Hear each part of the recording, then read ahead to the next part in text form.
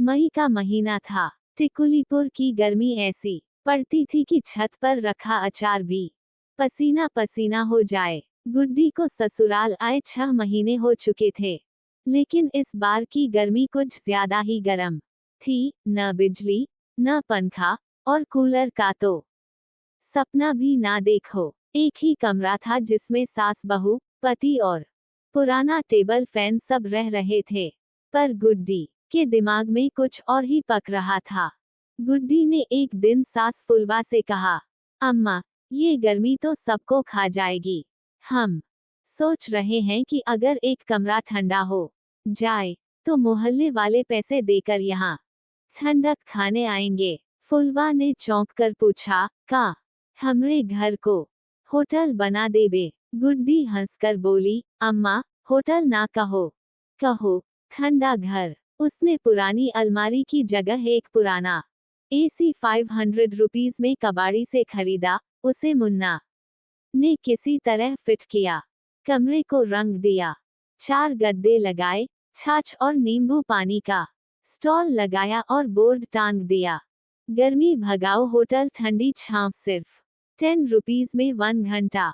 धीरे धीरे मोहल्ले के लोग आने लगे। बच्चे ठंडी हवा का मजा लेने आए, बूढ़े लोग गद्दे पर लेटकर ताश खेलने लगे।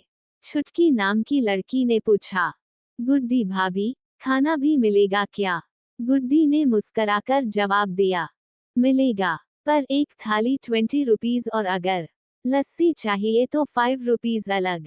अब हर दिन सुबह 10 बजे से शाम 6 बजे तक उनका एक कमरा होटल बन चुका था।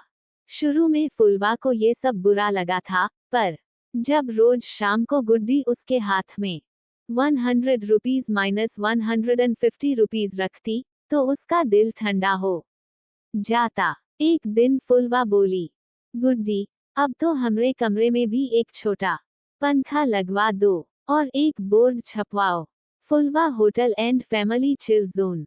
गुड्डी हंसते हंसते बोली, अम्मा, अब तो आप भी बिजनेस वुमन बन गईं। गांव में चर्चा फैल गई, गुड्डी बहू के घर जाओ, वहां गर्मी छू मंतर हो जाती है। ठाकुर चमन सिंह, जो चुनाव हारकर अब फ्री घूमते थे, भी पहुंच गए। उन्होंने 1 घंटा एसी में बिताया और बोले, बहू जी, आप तो टिकुलीपुर की बिजनेस आइकन बन गईं, एक फोटो ले लें। गुड्डी ने कहा, ठंडा ठंडा, पहले रजिस्टर में नाम लिखिए, फिर बैठिए। अब गुड्डी ने डिजिटल बोर्ड लगवाया, बुकिंग खुली है, मोबाइल से कॉल करो, गर्मी की छुट्टी बिताओ। उसने बच्चों के लिए चिल्ड्रन कॉर्नर बना दिया, जहां बर्फ से ठंडे खिलौने रखे जाते, औरतों के लिए नींबू पानी टाइम और बुजुर्गों के लिए पंखा सेवा शुरू हुई। गांव की औरतें कहने लगी, काश हमारी भी बहू गुड्डी जैसी हो। एक दिन पास वाले गांव से सरकारी अफसर आए और बोले, आपने छोटे साधनों से ऐसा नवाचार किया है कि बड़े बड़े शहरों में भी नहीं हुआ, आपको ग्राम महिला इनोवेशन पुरस्कार मिलेगा। गुड्डी ने मुस्कराकर कहा, जहां गर्मी सताए वहीं ठंडक का इंतजाम हो सकता है, बस दिमाग और नीयत दोनों ठंडी होनी चाहिए। जहां महिलाएं आगे सोचती हैं, वहां घर नहीं समाज बदलता है। गुड्डी बहू की तरह हर लड़की जुगाड़ और सेवा से बड़ा कमाल कर सकती है।